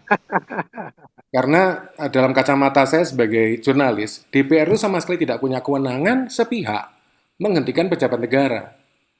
Sesuai dengan mekanisme dalam undang-undang tadi sudah dipaparkan Mas Dekan, pasal 20A Undang-Undang Dasar 45, itu kan ada beberapa macam mekanisme pengawasan, mulai interpelasi, angket, lalu menyatakan pendapat. Kan hasil dan outputnya berupa rekomendasi atau dorongan politik. Dan sebuah keputusan hukum. Nah, kalau ini memang dijar-jarni gitu ya, dibiar-biarkan, Indonesia ini akan jadi semakin punya reputasi yang semakin menguatkan reputasinya sebagai negara Konoha. Nah, ini. sebuah keadaan yang sangat memprihatinkan. Jadi rasanya secara jelas kita semua sepakat, bapak-bapak dan ibu-ibu semuanya, yang pemahaman hukumnya lebih tebal ketimbang saya yang baru nyar-nyaran gitu ya, baru lulus saya. Undang-undang dan peraturan di bawah konstitusi itu selalu harus mengacu pada konstitusi. Nah, kalau setiap produk itu bersifat regulate, mengatur, bertentangan dengan Undang-Undang Negara Republik Indonesia, Undang-Undang Dasar khususnya, konstitusi, ya jelas harus dikaji.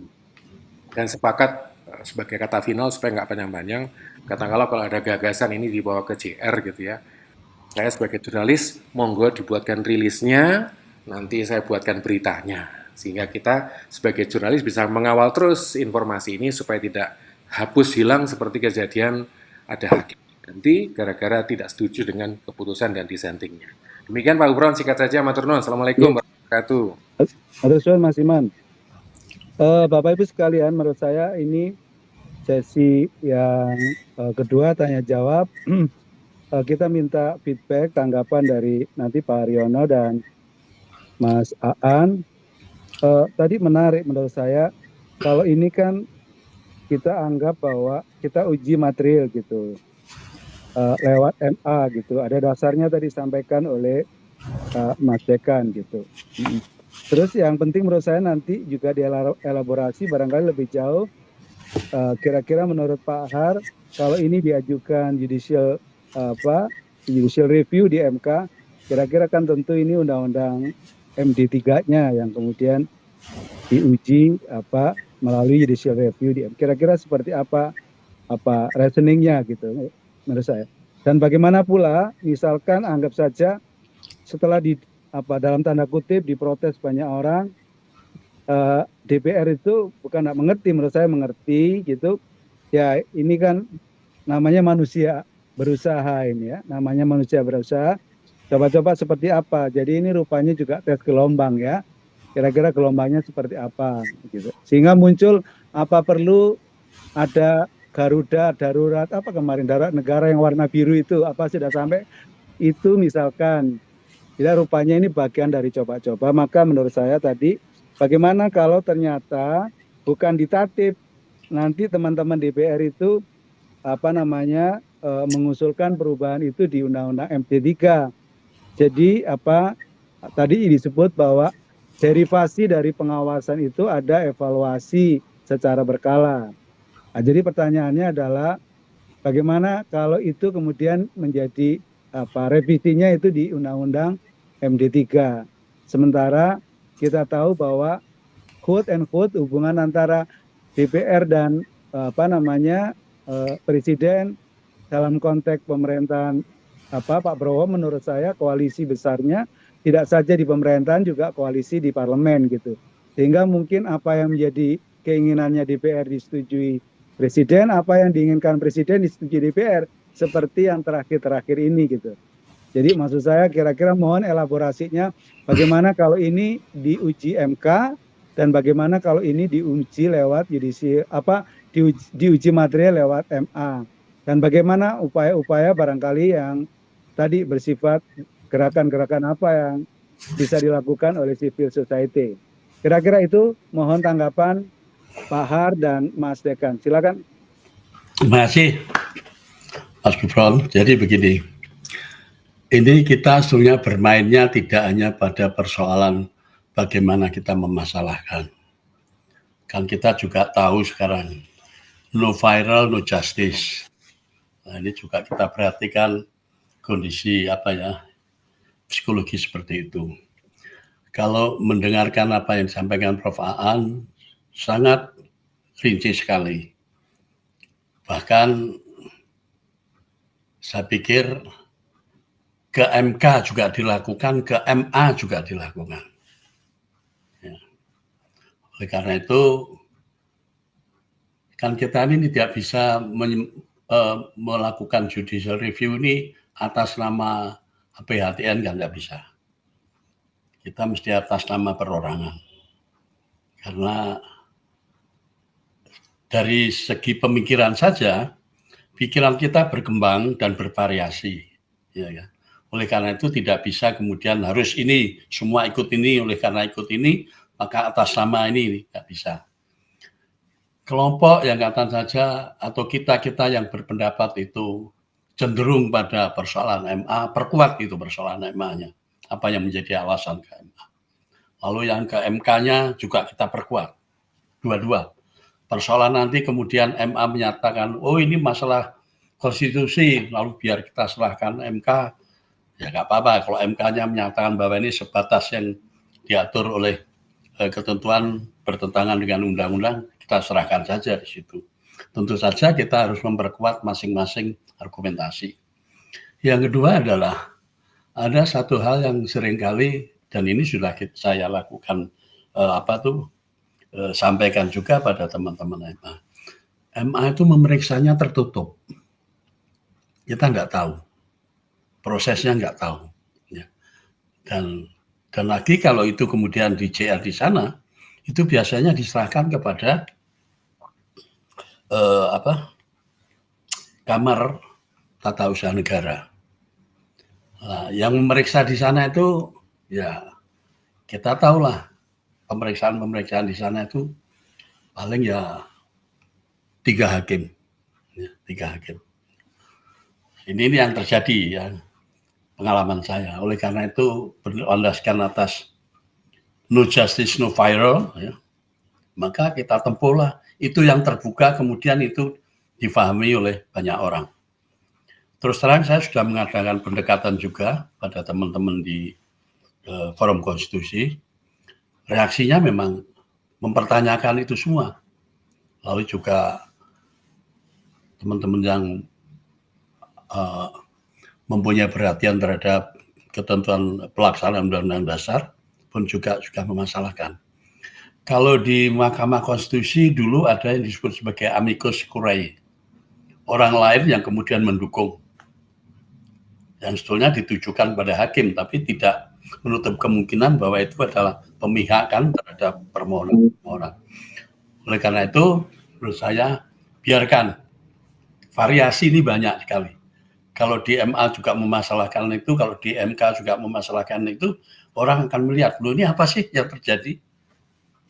Ya, nah, tadi ada teman dari jurnalis tadi, kalau perlu ya itu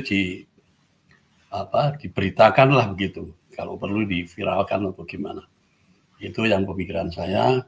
Sehingga kalau kita akan menggunakan kesempatan ini di dalam jalur 2 yang berbeda, teman-teman yang bisa menyumbang kepada pikiran Mas Prof. Aan, silahkan memperkuat itu.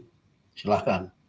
Teman-teman yang bisa menerima apa yang saya sampaikan, mungkin nanti juga kita bentuk semacam panitia sendiri-sendiri. Namun catatan saya jangan menggunakan atas nama APHTN.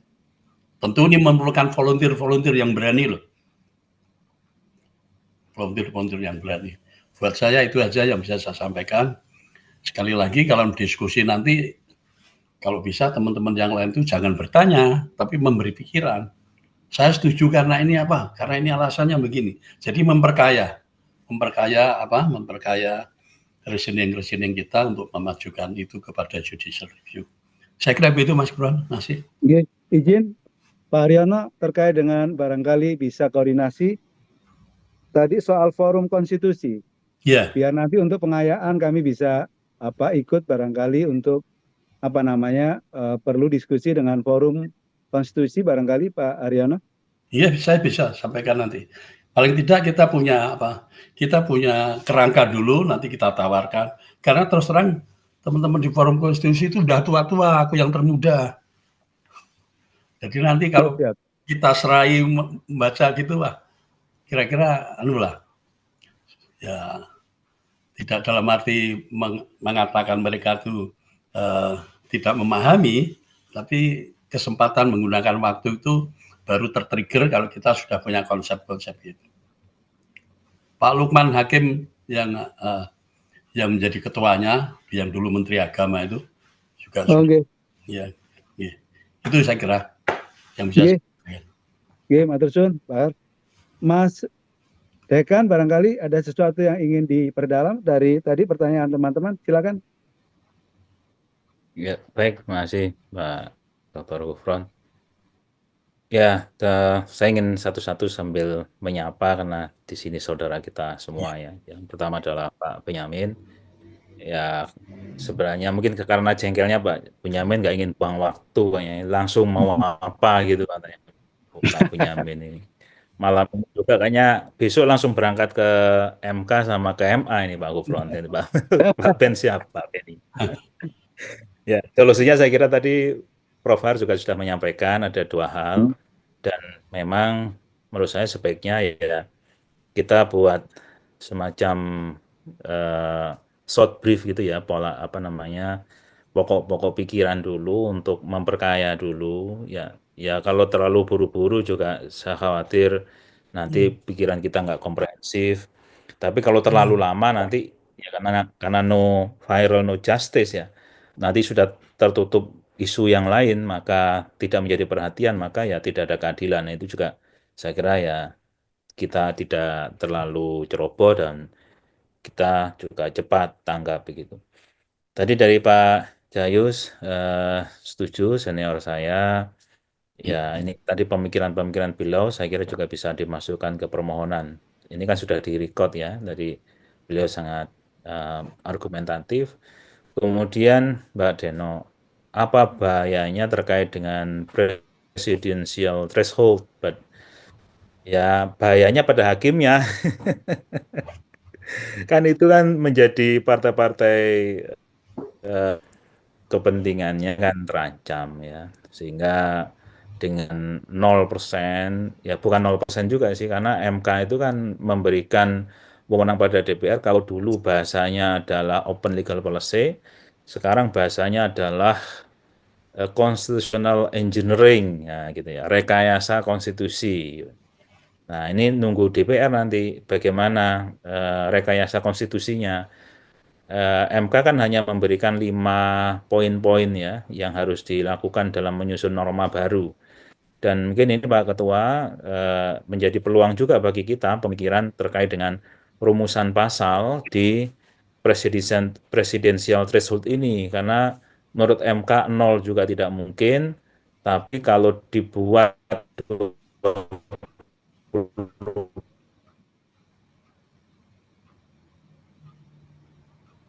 Nah, ini yang saya kira menjadi peluang kita untuk berpikir. Sebenarnya ada dua hal ya, mungkin agak melebar sedikit, tapi saya kira penting untuk kita secara organisasi, yaitu juga untuk parliamentary threshold yang terkait dengan ini, ya DPRD ya, atau ya sama DPR juga sama ya parliamentary threshold, karena MK juga tidak langsung membuat norma baru tapi memberi rambu-rambu saja, sehingga untuk yang 4% itu bukan parliamentary threshold ya, betul, parliamentary threshold untuk partai yang nanti bisa duduk di parlemen itu kan 4% ya. Nah, menurut MK 4% itu adalah inkonstitusional.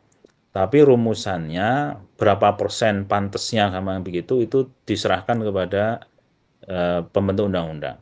Nah, saya kira itu ke depan perlu kita pikirkan juga. Tapi yang paling mendesak menurut saya ini dulu, karena kalau ini dibiarkan, ini semakin geladrah begitu loh maksudnya. Dulu kan kayak dikasih, kenapa sih ketika kasus Pak Santo itu yang sebenarnya bisa kita coba untuk dudukan dalam sistem ketatanegaraan yang check and balance, bahwa hakim MK itu bukan fraksi DPR yang ada di MK yang 3 orang itu.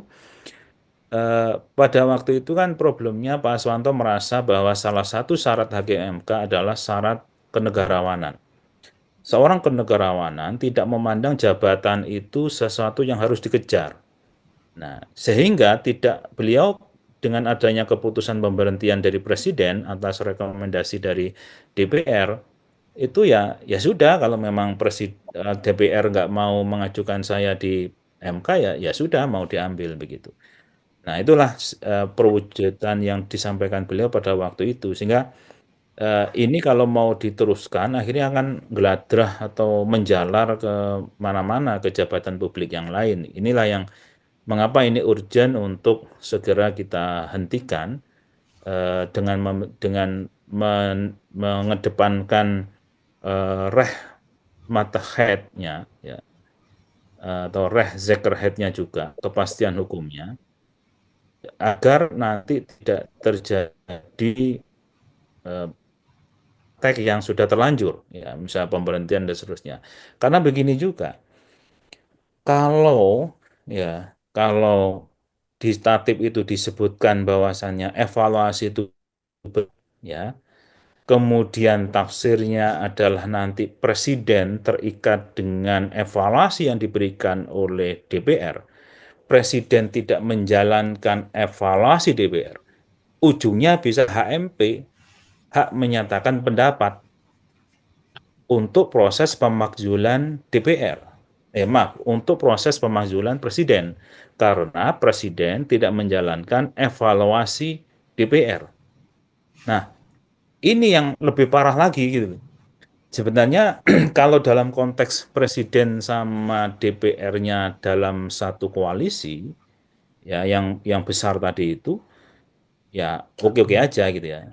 Rakyat yang rugi. Tapi kalau nanti berbeda antara DPR dengan presiden, kan dalam politik ya dalam hitungannya kan nggak harus hari, bulan, tahun, ya bahkan menit pun bisa berubah arah politiknya.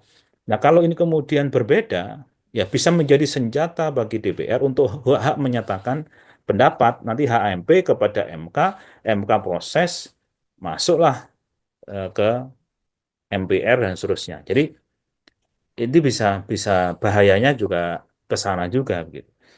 Nah, kemudian yang dari Pak Sutikno, apakah memang betul ini tidak mengerti?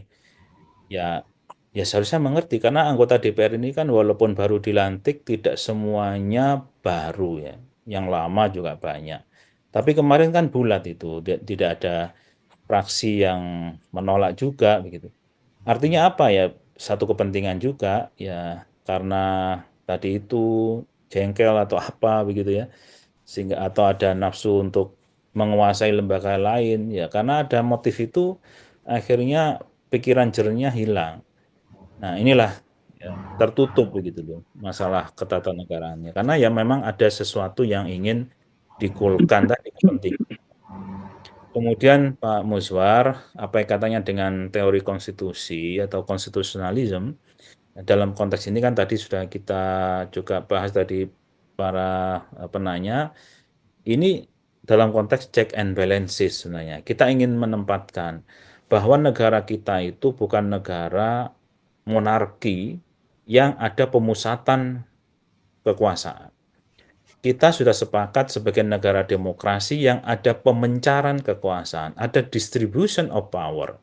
Di sana kita memahami bahwasanya kekuasaan itu harus didistribusikan agar tidak terjadi pengumpulan yang itu nanti akan mengakibatkan anarkisme yang dilakukan oleh pemegang tunggal kekuasaan. Power tends to corrupt. Akhirnya kan begitu.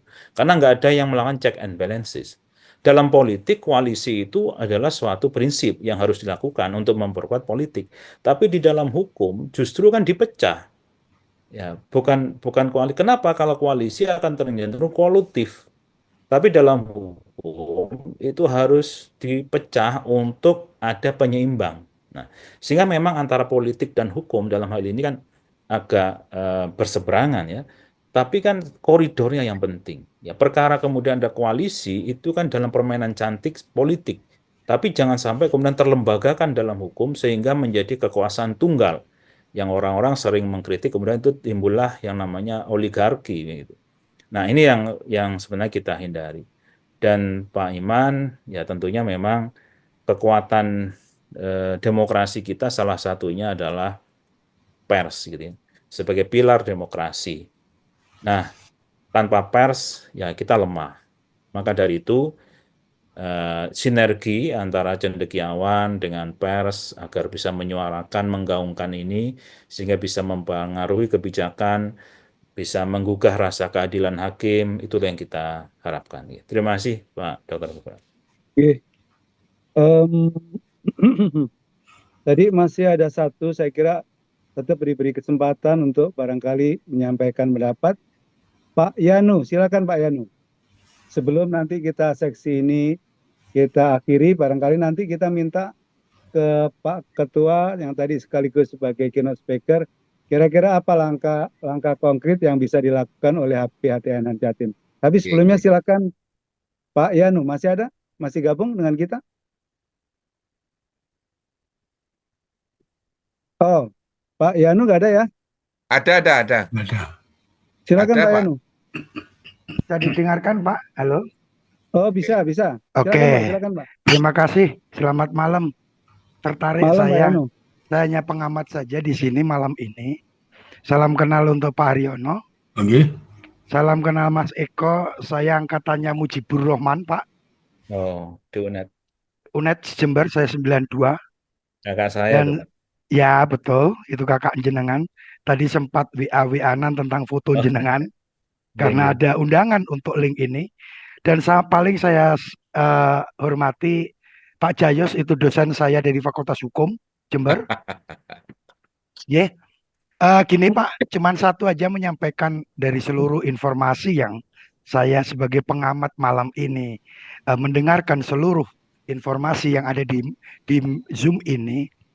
Mohon maaf Bapak, sebenarnya jujur ya, angkatan kami ini merindukan yang namanya revolusi. Ya, kalau memang sudah rusak hari ini, biarkan tambah rusak aja Pak. Nggak perlu dikasih masukan. Biar segera terjadi revolusi sekali lagi. Karena semua sendi hukum hari ini, apa Pak yang bisa diharapkan di negara Konoha saat ini? Ini kita mau ngomong jujur aja. Coba saya berbicara satu hal tentang etikabilitas rata-rata anggota Dewan Perwakilan Rakyat yang terhormat. Bagaimana tingkat etikabilitas semuanya, tingkat intelektualitas semuanya, bahkan elektabilitasnya itu karena amplop.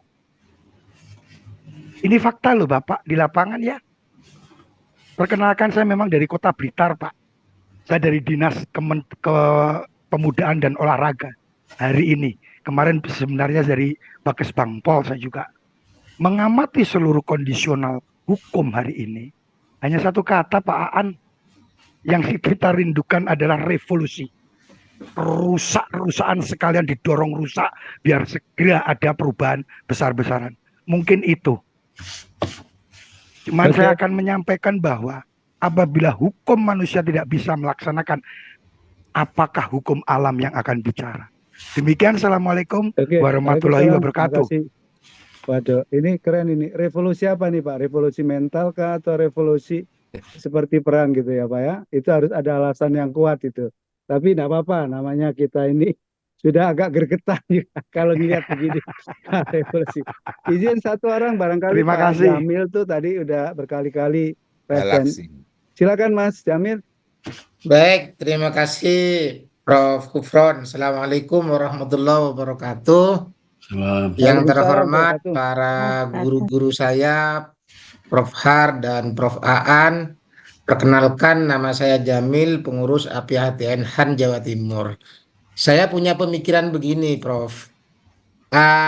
Bagi saya, pembentukan tatib ini masuk klasifikasi bestur handling atau tindakan administratif, meskipun tidak berbentuk besiking, tapi bisa regeling atau beleit regel. Kemudian bestur handling itu biasanya kan bisa diukur dari 3 hal: substansi, wewenang, dan prosedur. Nah, katakanlah ini sudah kita sepakat bahwa ini menyalahi wewenang sebetulnya. Isi atau konten dari aturan ini sudah menyalahi wewenang. Biasanya kalau menyalahi wewenang itu tidak hanya dapat dibatalkan atau vernitik ke barat, tetapi berpotensi nitik, yaitu batal demi hukum. Anggaplah umpama uji materi ke MA, uji materi ke MK, katakanlah kandas.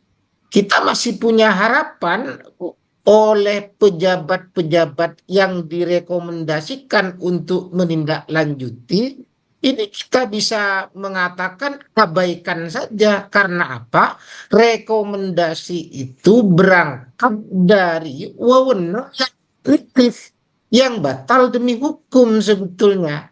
Artinya masih ada jalan seandainya katakanlah mentok uji materi itu kandas. Nah, saya punya pemikiran begini, begitu Prof. Mohon tanggapannya. Assalamualaikum warahmatullahi wabarakatuh. Waalaikumsalam warahmatullahi wabarakatuh.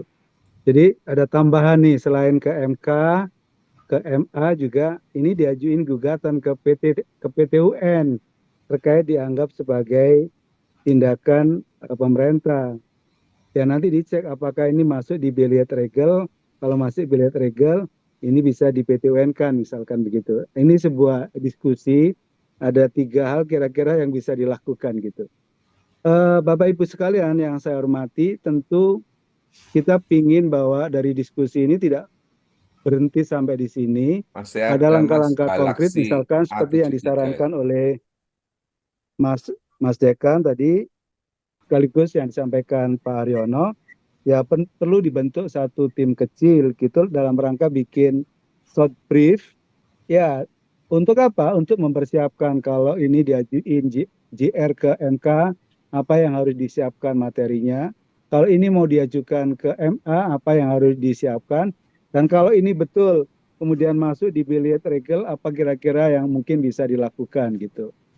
Kira-kira itu Bapak Ibu sekalian yang mungkin bisa saya berikan catatan, tapi saya ingin bahwa malam ini sekaligus ditutup, sekaligus diberikan kira-kira apa langkah konkret oleh Pak Ketua. Pak Dr. Himawan, saya silakan.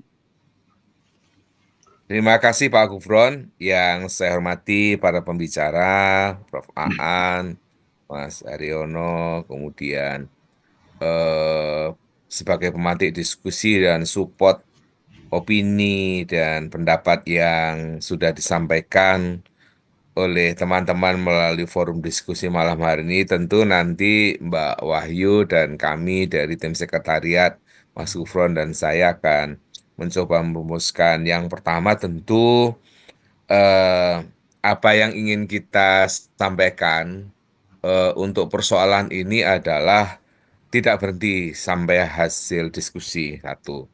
Kemudian yang kedua, pilihan-pilihan yang sudah disampaikan tadi adalah jalan konstitusional yang bisa kita lampaui. Yang pertama ada judicial review melalui Mahkamah Agung yang sudah dipaparkan oleh Pak Dr. Aan dengan uji formil dan tentu juga uji material barangkali yang bisa kita lakukan. Nah, saya sependapat bahwa kita tidak bisa memandang ringan persoalan ini karena persoalan ini bisa melahirkan cerita panjang buat negeri kita. Jadi seperti yang disampaikan tadi, hampir tidak ada sampai hari ini sesuatu yang kemudian sudah direkomendasikan oleh DPR di dalam proses evaluasi apapun itu kemudian ketika disampaikan kepada eksekutif itu tidak mendapatkan hasil. Bahkan kalau itu menyangkut jabatan itu bisa menjadikan bahwa itu pemberhentian. Dan kalau toh pun tidak dilakukan, ini juga sebuah ancaman ketika ini menjadi rumusan yang sudah jadi, bahwa hasil evaluasi itu ketika ada komposisi politik di DPR yang tidak imbang dengan pemerintahan, ini bisa menjadi panjang dan selanjutnya banyak hal yang akan mengganggu stabilitas pemerintahan kita. Jadi, Bapak sekalian, saya tambahkan bahwa situasi kekuasaan yang besar di DPR ternyata itu hari ini membuktikan bisa mengganggu stabilitas pemerintahan. Dan itu sudah nampak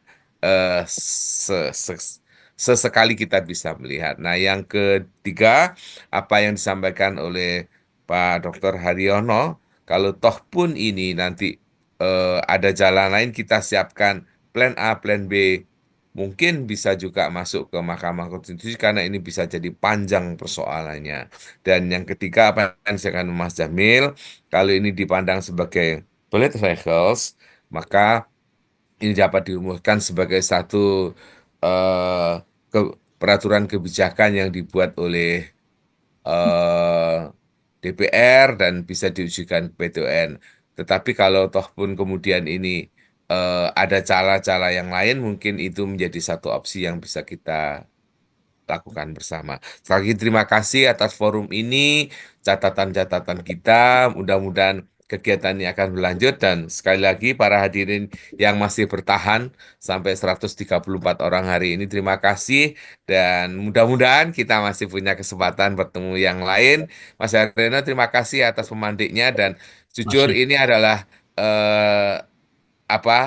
quick respon kami atas usulan Pak Haryono untuk kita mengadakan diskusi malam hari ini dan Mas Aan, terima kasih untuk semuanya. Mohon maaf kalau ada kurangnya, saya kembalikan kepada pembawa acara. Assalamualaikum warahmatullahi wabarakatuh. Kita tutup acara malam hari ini.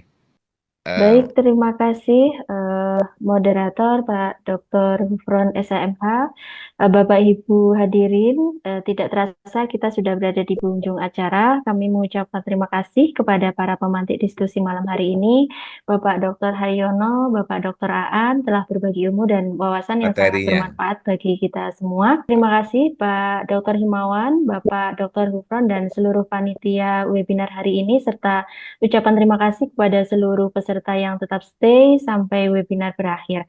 Selaku pembawa acara, saya mohon maaf apabila ada kata yang kurang berkenan. Akhir kata, selamat malam. Wassalamualaikum warahmatullahi wabarakatuh.